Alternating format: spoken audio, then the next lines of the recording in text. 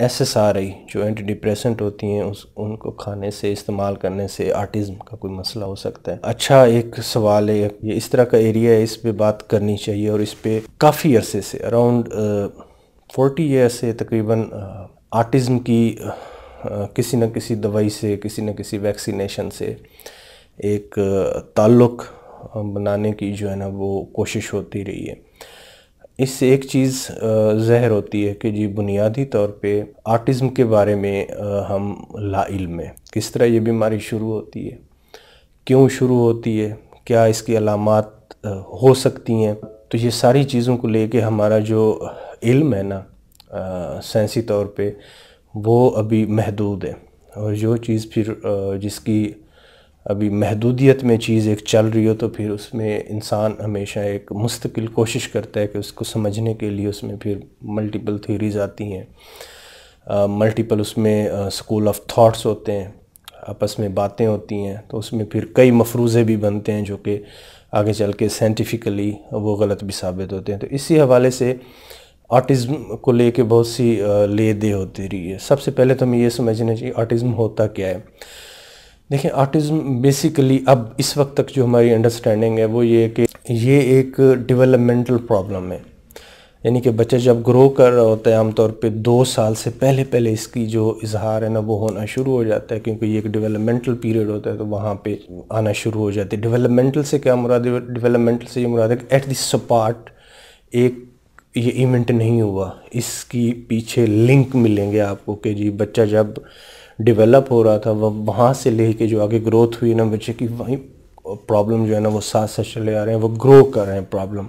وہ ویری کر رہے ہیں، وہ ان کی جو مینیفیسٹیشن ہے وہ آہستہ آہستہ بدلتی جا رہی ہے، اور اینڈ پہ جا کے وہ آٹزم کی صورت میں علامات، وہ آٹزم کی علامات کیا ہو سکتے ہیں؟ دیکھیں سب سے جو بنیادی اور کلیدی مسئلہ ہے نا کمیونیکیشن۔ بچہ جو کمیونیکیٹ کرتا ہے اپنے کیئر گیور کے ساتھ، اپنی والدین کے ساتھ، اپنے سبلنگز کے ساتھ، اس میں پرابلم آ جاتی ہے۔ تو بنیادی طور پہ یہ ایک کمیونیکیشن کا اور ایک جو سوشل انٹریکشن ہوتی ہے، والدین نے سمائل کیا، بچے نے سمائل کیا، آئی کانٹیکٹ کا مینٹین رکھنا، تو اس میں بھی خرابی آنا شروع ہو جاتی۔ انٹریکشن ہوگی، سوشل انٹریکشن اور کمیونیکیشن میں پرابلم آنا شروع ہو جاتے ہیں۔ سیکنڈلی پھر یہ ہوتا ہے کہ کچھ ریپیٹیٹیو اور آڈ بیہیویئر بچے کے اندر جو ہے نا وہ ڈیولپ ہونا شروع ہو جاتے ہیں۔ فار ایگزامپل ایک ہی جگہ پہ بچہ بیٹھ کے ایک ٹپیکل سٹائل میں کھیلنا، ایک ہی کھلونے سے بار بار کھیلنا، کچھ ایک ہی طرح کی حرکات و سکنات کرنا، اور آف کورس پھر اس کے نتیجے میں جو ہے نا سکولنگ، ایجوکیشن، جو بنیادی لرننگ کی چیزیں ہوتی ہیں اس میں جو ہے نا وہ پھر کمپرومائز آنا شروع ہو جاتا ہے۔ اچھا اس کی اگر ہم ہسٹری کی بات کریں تو سب سے پہلے جو اس کا لنک بنانے کی کوشش کی گئی، جو کہ پھر سائنسی طور پہ پتہ چلا کہ وہ شاید مفروضہ ٹھیک نہیں تھا، وہ تھا جو بچوں کے اندر میزلز اور جو ممپس MMR جو ویکسین لگتی ہے اس کے ساتھ اس کی ایسوسیشن بنائی گئی کہ جی بچے جو MMR جن کو لگتی ہے ان میں آٹزم زیادہ ہو جاتا ہے، چانس بڑھ جاتے ہیں۔ اچھا اس کے بعد پھر آگے چل کے پولیو ویکسین کے ساتھ بھی اس کا ایک کنیکشن، کچھ تھیوریز آئیں۔ پھر اب جو یہ کووڈ کے پرابلم ہے اس میں بھی کچھ جو خاص طور پہ جو وائرل النیسز ہیں اس کو لے کے بھی کچھ لٹریچر میں اپیئر ہونا شروع ہو گئی ہیں۔ اور بالکل اسی طرح جو SSRI جو اینٹی ڈپریسنٹ گروپ ہے موسٹ کامنلی جو لکھا جاتا ہے، اس کی بھی اب ایسوسیشن میں اسٹڈیز آنا شروع ہو گئی ہیں۔ لیکن اس میں ایک تو یہ بات کہنی چاہیے کہ ایک لنک جو ہے نا وہ ابھی بہت ویک ہے۔ سائنٹیفک ایویڈنس کی ہم جو بات کرتے ہیں اگر اس پیرامیٹر پہ دیکھا جائے تو اس کی ابھی اتنی اتھینٹسٹی نہیں ہے، آلدو کہ کچھ اسٹڈیز ضرور آ رہی ہیں جو اس طرف اشارہ کرتی ہیں کہ یہ ہو سکتا ہے۔ لیکن اس کے ساتھ ساتھ ایک جو فیکٹر ہے جو اس پوری تھیم کو بدل دیتا ہے نا، وہ یہ ابھی تک یہ ہم اسٹیبلش نہیں کر پا رہے سائنسی طور پہ کہ یہ جو بچے کے اندر اگر یہ آٹسٹک کوئی فیچر آتے بھی ہیں